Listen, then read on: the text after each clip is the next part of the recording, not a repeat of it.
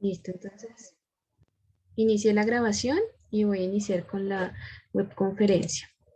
Esta webconferencia hace parte de la segunda unidad de nuestro curso de Etnociencia y Diálogo de Saberes. La unidad está denominada Estudios Afrocolombianos e Indígenas.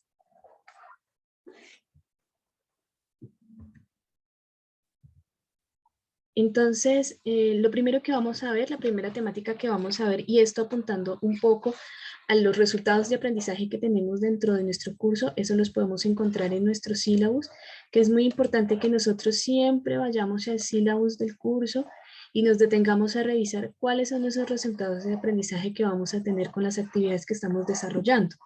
En este momento nos encontramos en el resultado de aprendizaje número 3, que nos dice que promueve e identifica las lenguas autóctonas que persisten en nuestro tiempo a través de la construcción de una propuesta pedagógica tendiente a resolver interrogantes propuestos. En esta unidad lo que queremos es, primero, identificar tanto los grupos étnicos que hacen parte de nuestro país y cómo ellos hacen parte de un sistema etnoeducativo dentro del territorio. ¿A partir de qué? De la protección, cuidado y de lo que se denomina la educación bilingüe, ¿no? Entonces, a partir de nuestras lenguas nativas. Bueno, como ustedes saben, en Colombia se hablan 70 lenguas nativas. Entre ellas tenemos el castellano, que puede decir es como la lengua oficial, y 69 lenguas maternas. De estas 69 lenguas maternas, 65 lenguas hacen parte de las comunidades indígenas, 2 hacen parte de las lenguas criollas o crioles y palenqueras, y una de la lengua romaní. Vamos a ver, digamos, dos formatos en los que se encuentran o que se han trabajado el tema de las lenguas nativas en Colombia. Uno es el mapa sonoro de lenguas nativas que ha desarrollado el gobierno nacional, donde podemos encontrar el total de las 70 lenguas nativas identificadas, y otro es el Plan Decenal de Lenguas Nativas que fue publicado este año por el Ministerio de Cultura.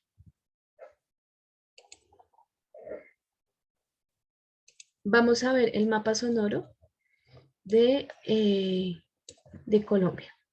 Entonces, cuando nosotros entramos a la página del mapa sonoro, podemos encontrar todas las lenguas nativas que perviven hoy en nuestro territorio. Y allí mismo nos van contando un poco de cada una de las lenguas. Vamos a coger uno para poderlo visualizar. Vamos a estar en, por ejemplo, la lengua Cofán. La lengua Cofán hace parte del... El pueblo Cofán habita al noroccidente de la Amazonía colombo-ecuatoriana, entre los ríos Guamués, afluente del Putumayo, y el río Aguarico, afluente del Napo. Su historia está marcada por una lucha constante por la protección de sus territorios y su cultura, y ante el debilitamiento de sus tradiciones, y en la actualidad por el inicio de procesos organizativos y de recuperación cultural. ¿En dónde se encuentra? En Putumayo. Así vamos a encontrar cada una de las lenguas nativas con una pequeña descripción de su territorio. Pero también el mapa sonoro nos muestra lenguas nativas que han desaparecido. Por ejemplo, la yu'ú del Baupés, ¿sí? Vemos que aquí ya no hay ninguna descripción, es decir, que es una lengua que ya no se puede encontrar dentro del territorio nacional o que no se está hablando. En este año, el Ministerio de Cultura lanza el Plan Decenal de Lenguas Nativas. El Plan Decenal es una lucha que se ha tenido por parte de las comunidades étnicas y afrocolombianas en particular en el desarrollo de la protección de las lenguas nativas. ¿En qué sentido? Como vemos, hay unas lenguas nativas que se encuentran en riesgo de desaparecer. En el video que veremos más adelante, vemos que hay lenguas nativas en las que solamente hay una persona que las habla, o hay pueblos donde existen 15 a 20 personas que hablan la lengua. Esto quiere decir que el riesgo de desaparición es muy alto y se requieren de programas y estrategias pertinentes para lograr su protección. Cuando nosotros hablamos de una lengua nativa, generalmente las comunidades étnicas o en particular las comunidades indígenas hablan de sistemas de pensamiento. Una lengua nos permite comprender el lugar y el territorio, las relaciones sociales, geopolíticas y biopolíticas que tienen las comunidades frente, o sea, dentro de su misma organización como fuera de ella, ¿sí? Esa es la importancia que tiene la lengua nativa, porque no es solamente una forma de comunicación de las comunidades étnicas, sino que también es un sistema de pensamiento que nos lleva a la comprensión de un territorio.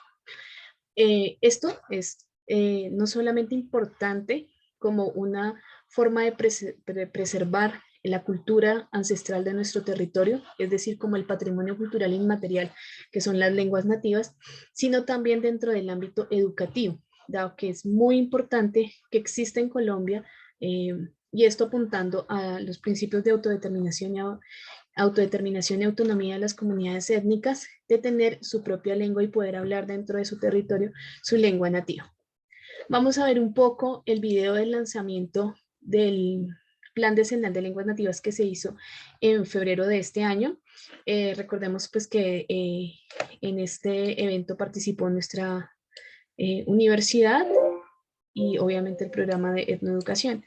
Entonces, aquí vamos a ver la exposición que hace el doctor Luis Alberto Sevillano Boya. Él es el encargado de poblaciones del Ministerio de Cultura y explica de una manera muy concreta en qué consiste el Plan Decenal de Lenguas Nativas, que muy pronto será publicado. Este fue el lanzamiento, pero aún el documento como tal no está publicado. En este documento vamos a tener las directrices a partir de las cuales se van a generar los programas y proyectos para la protección de las lenguas nativas en nuestro territorio. Entonces, vamos a ver un poquito de este video. Seguramente algunos de ustedes ya lo vieron, pero pues como por recordar un poco de lo que sucedió en este lanzamiento. Bien, por su presencia, Ay, ¿me pueden confirmar si lo están viendo? Es que me toca. No, señora, yo sigo viendo la diapositiva de la que iniciamos. Tutora, yo tampoco lo estoy viendo. Habla Zulsi Robledo. Hola, Susi. Yo creo que ya. Ahora sí. Sí, ¿Sí? señora. Sí, ahora sí, ya se está viendo. Fondo para el Desarrollo de los Pueblos Indígenas, FILAD. ¿Y lo escuchan bien?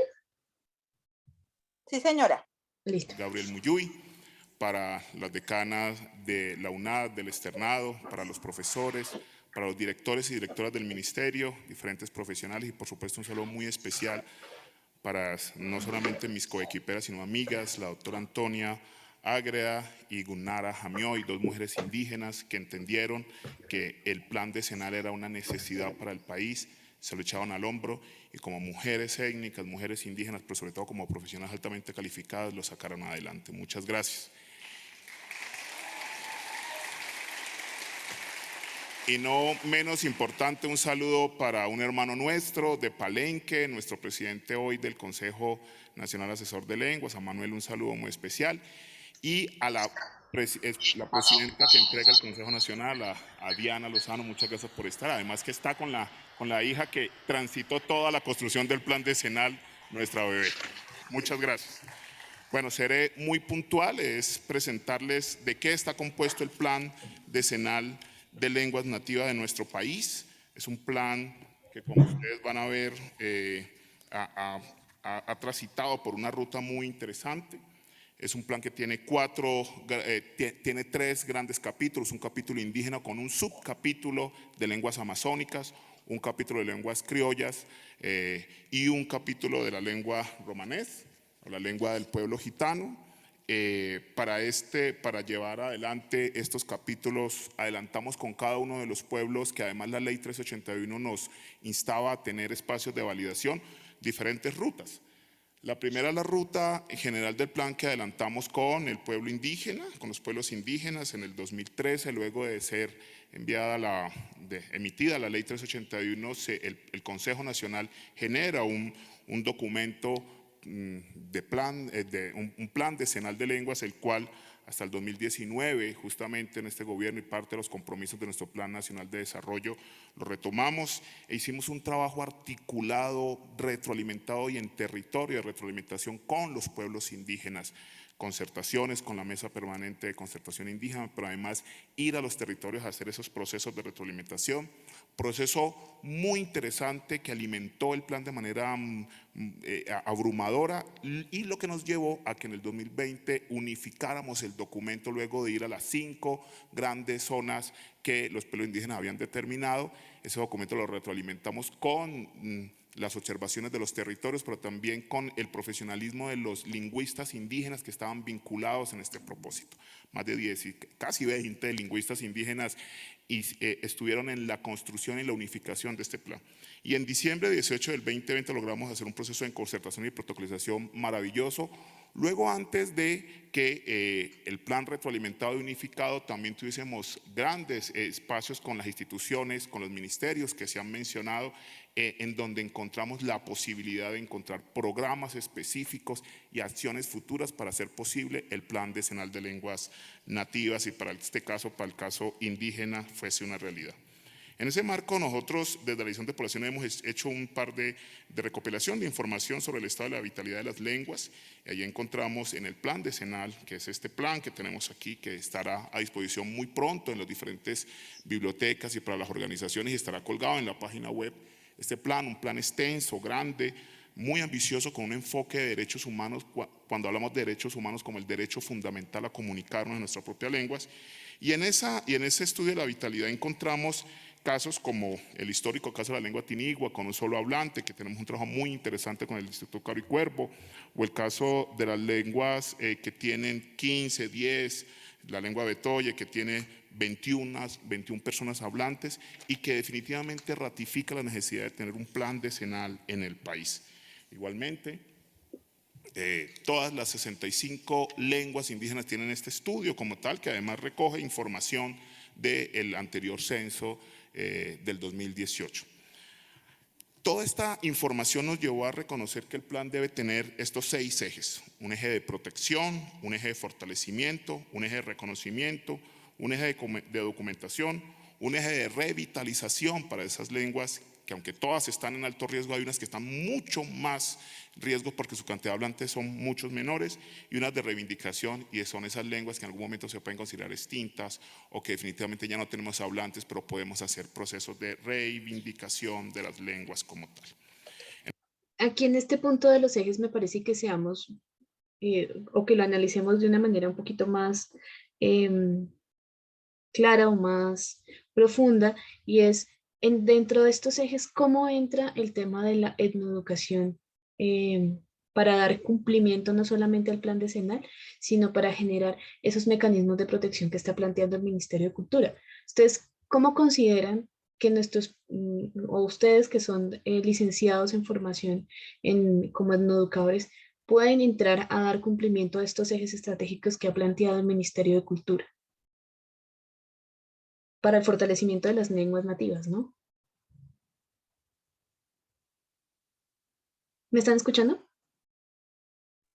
Sí, señora. ¿Sí? ¿Qué estrategias ustedes podrían utilizar dentro del aula para generar la protección, el fortalecimiento, el reconocimiento, la documentación, la revitalización y la reivindicación de las lenguas nativas? ¿No se les ocurre nada ahorita? Pues mira, yo trabajo ya con una modalidad que se llama Apropia Intercultural del ICBF, donde tengo un grupo, una UCA, que es una unidad comunitaria de atención, donde los 17 usuarios son indígenas, ¿sí? Con ellos, ¿qué hacemos? Los trabajos que se realizan en las 2 lenguas, ¿sí? En el castellano y en el Nazayúe. ¿Sí? ¿Qué hacemos? Si se hacen carteleras, se trata de que se hagan en las dos lenguas, ¿sí? De que cuando participe en el grupo, pues tenga la oportunidad de hacerlo en su lengua nativa, y pues tenemos también el apoyo de una persona dinamizadora que es del mismo resguardo, que pues es el que nos ayuda también bastante porque él es el encargado, como a nosotros que solo hablamos como tal el castellano por ahora, sí, poder saber lo que ellos nos están transmitiendo. Entonces, nosotros tenemos usuarios, niños, sus acompañantes son sus papás, entonces siempre se va como protegiendo. ¿Por qué? Porque vamos a trabajar en comunión con padres y niños para que pues no dejen de utilizar su lengua. Se fortalece porque los trabajos se hacen no solamente en castellano, sino que los hacemos de manera también en la lengua nativa, y documentación, porque tenemos un cuaderno de trabajo donde vamos guardando todas esas actividades que ellos realizan, ¿sí? Entonces, fotos, videos de toda la participación que ellos hacen, de las canciones, de los arrullos. Entonces, creo que estamos como llegando a esa parte, a esos ejes, ¿sí? Revitalizando lo que ellos tienen, no dejando que se pierda y seguirlo pues activando de manera pues muy, pues desde la primera infancia. Exacto. Digamos, por ejemplo, eso que tú nos presentas es una forma de ir en cumplimiento de esos ejes estratégicos. El Ministerio de Culturas obviamente plantea estos ejes de una manera mucho más macro, ¿no? No los está pensando para el aula, nomás los está pensando a nivel de organizaciones, a nivel de pueblo en general, de comunidad en general, cómo va a generar esos procesos de fortalecimiento. ¿Qué va a hacer el Ministerio de Cultura frente a esto? Generar de cada uno de estos ejes un programa de acción. Y de estos programas va a generar una serie de proyectos. Dentro de estos proyectos, por ejemplo, para el ámbito de la protección, van a generar lo que se conocen como los planes especiales de salvaguardia de las lenguas nativas. Allí se generan todos los programas de una manera colaborativa y consensuada con las comunidades étnicas de cómo se van a generar estrategias para que haya procesos de fortalecimiento, pero que se dan a partir de la transmisión constante de la lengua, ¿no? Entonces, ¿cómo hacemos que una lengua nativa no se pierda? Pues necesitamos hablantes de lengua nativa. ¿Cómo logramos que tener hablantes de lengua nativa? Pues necesitamos generar procesos de transmisión. ¿Y cómo se dan esos procesos de transmisión? Se dan de manera intergeneracional dentro de las mismas comunidades, es decir, que los abuelos le digan a sus hijos, a sus nietos, o que sus padres le digan a los nietos, o que les hablen en lengua nativa, ¿cierto? Pero el ejemplo que nos colocas es maravilloso porque, ¿por qué? Porque en el momento en que tenemos educación bilingüe, ¿sí? Estamos haciendo algo muy importante que es el fortalecimiento y la protección, reconocimiento, documentación, revitalización y reivindicación de la lengua nativa, pero estamos generando procesos de interculturalidad, ¿cierto? Donde las comunidades étnicas también hacen un proceso de reconocimiento de la cultura occidental. Esto como parte de qué? De la multiculturalidad y el plurietnismo que tenemos en nuestro territorio. Esto nos permite reconocer no solamente nuestras diferencias, sino también la diversidad en la que vivimos actualmente. Bien, vamos a continuar un poco más con el video del plan de Senal. En ese sentido, obtenemos Tutora, pues y señora.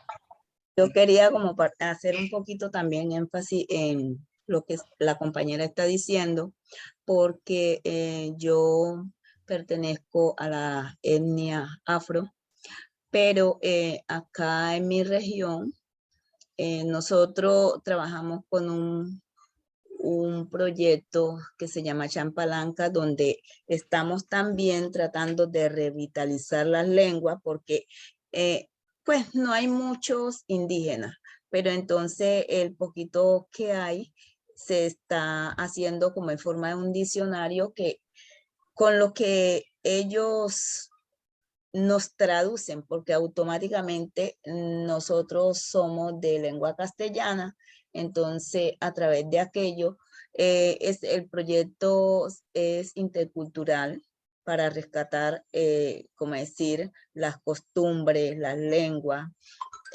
Entonces, también estamos trabajando con la revitalización de las lenguas nativas, porque como se dice, a medida que el tiempo va pasando, esas lenguas se van terminando, entonces los ancestros se van muriendo y no va quedando la lengua. Entonces, obviamente la lengua se va perdiendo. Entonces, ¿qué es lo que nosotros hacemos con el proyecto?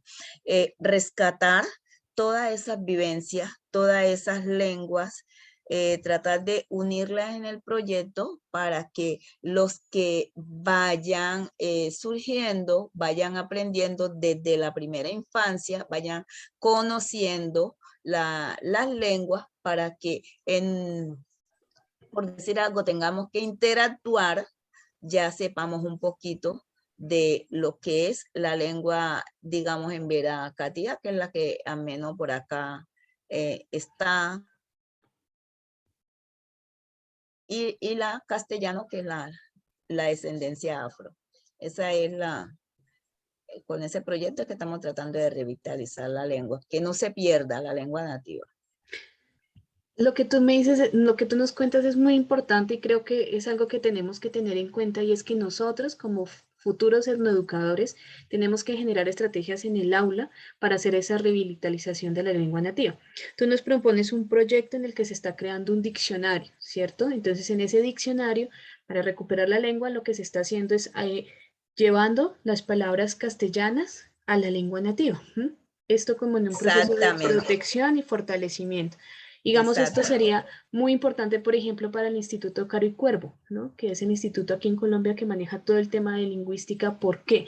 Porque es una lengua que está en un riesgo muy alto. O sea, para que ustedes tengan que estar haciendo un diccionario, quiere decir que la lengua no es que, digamos, tenga muchos hablantes. Debe ser que está en un riesgo muy alto de desaparecer y por lo menos están generando estrategias para su protección.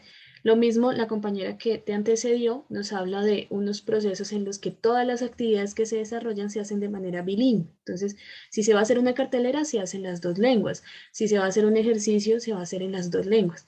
Pero podemos ver otras prácticas educativas que se han desarrollado en comunidades étnicas donde hay fortalecimiento de la lengua nativa. Por ejemplo, yo veía una vez en una comunidad del pueblo de Guambía, del pueblo Misac, en el que ellos, por ejemplo, para nombrar las cosas utilizaban las dos lenguas, ¿sí? Entonces, cuando tú ibas al colegio, en cada uno de los espacios había una forma de nombrar los salones, de nombrar la huerta, pero estaban en las dos lenguas. Esto que permitía que también, digamos, dentro de estos estudios del aprendizaje y de teorías del aprendizaje que ustedes también ven dentro del programa, uno se da cuenta que la forma de aprendizaje de los niños, la más sencilla es la visual, ¿cierto? Entonces, el poder tener visualmente la lengua nativa escrita, pues permite que haya como una captación, una comprensión más clara de, de lingüística, de la forma en que se habla en el territorio, ¿no?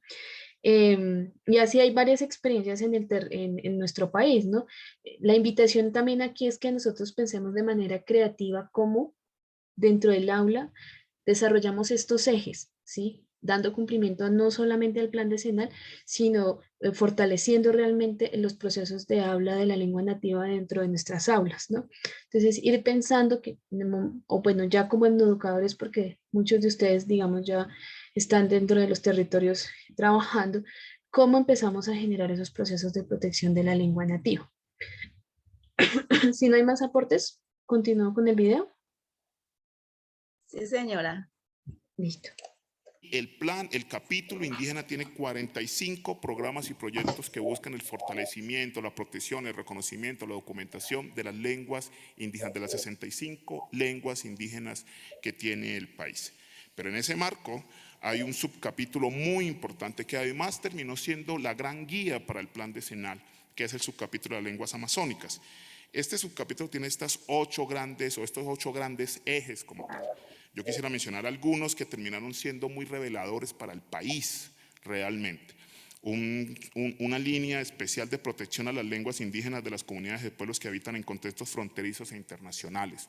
Nuestros pueblos o las naciones indígenas no reconocen, digamos, esos limitantes de los territorios y entienden que los pueblos que compartimos diferentes países, pues compartimos la lengua. El pueblo wayú y los pueblos amazónicos tienen amplitud de lenguas que son transfronterizas, por eso la Cancillería también hace parte de este plan decenal. Tenemos una de las líneas que es la protección de las lenguas indígenas que habitan en contextos urbanos. Sí que es importante, sí que es fundamental tener un capítulo especial para las lenguas en contexto urbano. En el 2021 hicimos el primer encuentro nacional de lenguas nativas en contexto urbano, lo hicimos aquí en Bogotá y encontramos que definitivamente la lucha por la preservación de las lenguas en contexto urbano de los pueblos hablantes nativos de nuestro país es una lucha constante, fuerte, y creo que aquí el plan da una luz acerca de y una posibilidad de trabajar sobre estos temas. Y por supuesto está una línea que para el caso de la Amazonía es fundamental, es la protección de las lenguas indígenas de los pueblos aislados en contacto inicial. Este subcapítulo amazónico es un capítulo muy importante por la concentración ampliada de las lenguas amazónicas en el cúmulo de las lenguas indígenas como tal. Llegamos diferentes cálculos, pero podemos superar las 40 lenguas en el Amazonas como tal, por tanto necesita un capítulo especial para su desarrollo y trabajo como tal. Luego nos aventuramos a construir el capítulo de lenguas criollas. Y este ejercicio, que además tomó como un escenario, como una lección aprendida de los hermanos indígenas, nos permitió hacer este recorrido, un recorrido de 8 pasos en todo el país. Y nos reunimos con el espacio de la Alta Consultiva, nos encontramos con la Subcomisión de Cultura de la Alta Consultiva, construimos retroalimentación, pero lo más importante era construir el plan decenal en los territorios. Por esa razón tuvimos sendos encuentros en Palenque, en San Andrés, con los hablantes, con los etnoeducadores, con los líderes y las lideresas que trabajan en la lengua, su principal pilar para la educación. Y allí logramos viajar en estos 8 puntos hasta que el pasado mes de diciembre, con presencia de la señora ministra, incluso logramos presentar en la reunión de la Alta Consultiva Afro el plan, el cual técnicamente ha sido acogido y retroalimentado por la Comisión Consultiva como tal. Este capítulo de lenguas criollas nos entrega estos 4 ejes: documentación e investigación, encuentro de lenguas criollas, fortalecimiento lingüístico y protección lingüística. Y sobre él se trabajan 13 grandes líneas de acción, entre las que ustedes logran ver allí: traducción e interpretación, transmisión de la lengua, diagnósticos sociolingüísticos, patrimonio, educación, bueno, fortalecimiento en diferentes espacios, situación que nos permitió, por supuesto, encontrar que de esas 13 líneas de acción encontramos 31 programas para el fortalecimiento, la salvaguardia. Esto es muy importante que lo tengamos en cuenta, cuáles son las líneas de acción que nos está presentando el Ministerio de Cultura, ¿no?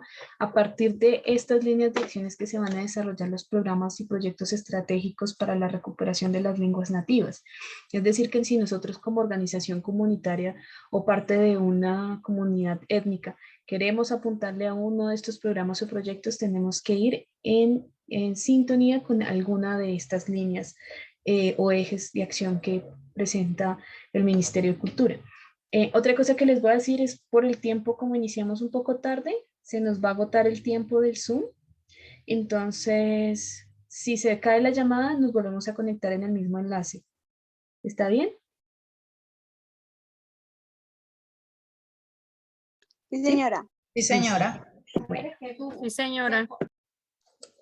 La documentación y la investigación de las lenguas criollas, la ripalenque y la lengua creol en el archipiélago de San Andrés principalmente.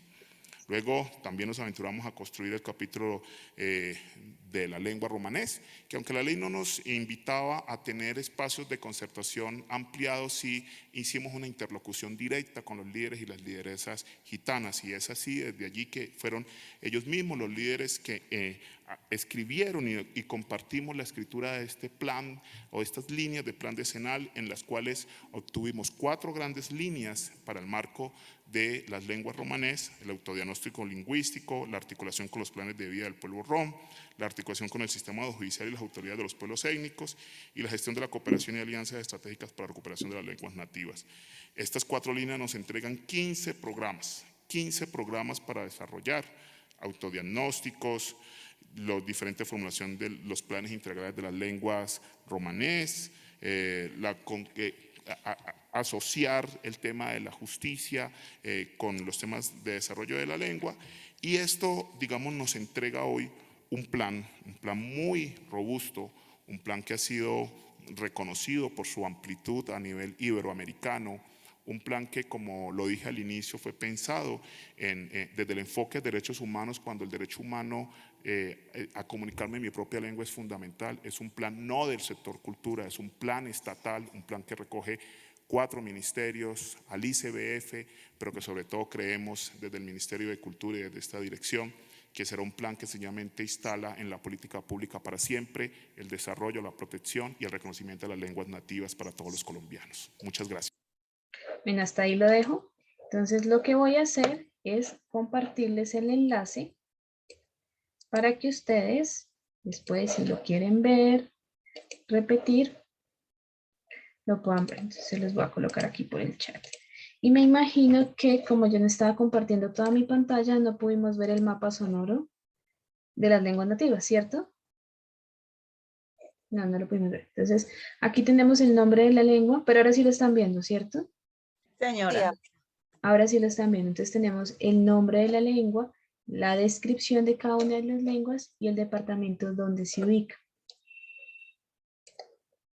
Tenemos la familia lingüística, los números de hablantes, número de habitantes del pueblo y la situación en la que se encuentra la lengua en el día de hoy. Entonces, por ejemplo, vulnerable, en peligro de extinción. Los que tienen 0 es en peligro, o sea, es decir, extintos. Ya no existen esas, ya digamos sí existe la lengua, pero pues en textos escritos.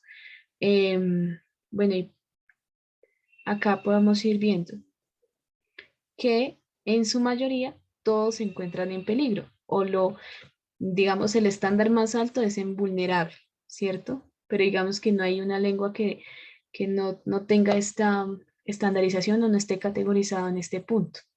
Entonces, también se los voy a enviar para que ustedes después, si les llama la atención, pues lo puedan revisar con más detalle.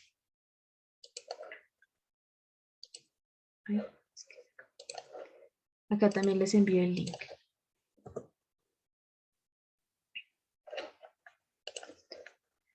Nos vamos a la siguiente diapositiva y ahora vamos a hablar un poco de lo que es el tema de diálogo de saberes. ¿Por qué vamos a tocar el tema de diálogo de saberes? Porque es una de las preguntas orientadoras que encontramos dentro de la guía de esta unidad. Esta imagen la tomó de un profesor que se llama Juan Cristancho, lo pueden encontrar en internet. Y pues él nos hace como un diagrama de lo que viene a ser el diálogo de saberes para un currículo intercultural. Entonces nos dice que el diálogo de saberes es esa relación que se da del interaprendizaje entre las culturas originarias y las sociedades o culturas occidentales u otras culturas que hayan dentro del territorio, digamos, a lo que hace referencia a la plurietnicidad. Dice que dentro de este diálogo de saberes tenemos que tener en cuenta tanto las cosmovisiones de la chacra, él lo habla como muy desde su territorio, él es peruano, entonces él empieza a hacer como esa descripción de la composición social y productiva de las comunidades indígenas allá, entonces él dice, bueno, dentro de este currículo o este diálogo de saberes es muy importante que tengamos en cuenta el tema de la chacra como una forma de economía y también de lo que se llama la autonomía o soberanía alimentaria. Y bueno, esto también es como muy aplicable o tiene un diálogo muy interesante con lo que sucede acá en Colombia, ¿no? Cómo nosotros dentro de nuestros currículos podemos empezar a implementar estos temas de la productividad, del comercio, de la economía propia de las comunidades de una manera ancestral o tradicional. Habla de la espiritualidad, de la dualidad o complementariedad, de la reciprocidad y de lo colectivo. Y esto ya es como dentro del tema de esa relación entre las dos culturas, ¿no? ¿Cómo vamos a llevar esos dos saberes y cómo los vamos a articular dentro de una misma práctica o un mismo diseño de curso, ¿no? ¿Cómo se va a desarrollar? Este proceso de interrelación dinámica y enriquecedora se da entre los dos conocimientos, tanto de las culturas originarias como de otras culturas diferentes. Se debe realizar porque nos permite primero afirmar la identidad cultural de los territorios, también nos permite generar alternativas de vida frente a las crisis medioambientales que tenemos hoy en día, y esto es algo que se ha denominado la innovación social, que parte de poder reconocer desde los desarrollos comunitarios que tienen los pueblos prácticas sostenibles o autosustentables que permitan no solo mediar frente a los cambios climáticos que se tienen hoy en día, sino también generar formas de producción que sean más igualitarias, ¿sí?, para las comunidades. Esto, por ejemplo, permitiría que existiera una soberanía alimentaria en la que obviamente pues problemas como los de la hambruna que en Colombia se presentan y que existen pues pudieran disminuir. También este diálogo de saberes nos permite deconstruir las visiones estereotipadas y la discriminación, ¿no? Que es algo muy importante tenerlo en cuenta. Cuestiona las visiones etnocéntricas, es decir, como ese reconocimiento del centro como el centro de poder y de igualdad, y también nos permite pues reconocer la diversidad y la tradición de las cultural de las comunidades. Como les decía, esto es un proceso que no se desarrolla solamente en Colombia, son procesos que se dan a nivel latinoamericano, pero en otros países se conocen como de otra manera. Por ejemplo, en Perú se conoce como la educación intercultural bilingüe o el AIB. Ellos también desarrollan, así como nosotros, programas y proyectos encaminados a generar una protección de las lenguas nativas. Obviamente, con algunas diferencias, pero nuestros encuentros son muchos. Les voy a presentar aquí un pequeño video, aunque nos queda 1 minuto de sesión. No sé si les parece que salgamos y volvamos a empezar. Sí, es mejor para no Sí, es cortar. mejor. Entonces Sí, salgamos, es mejor, doctora. salgamos Es mejor. y nos volvemos a conectar en el mismo link, ¿vale? Ok, sí, señora.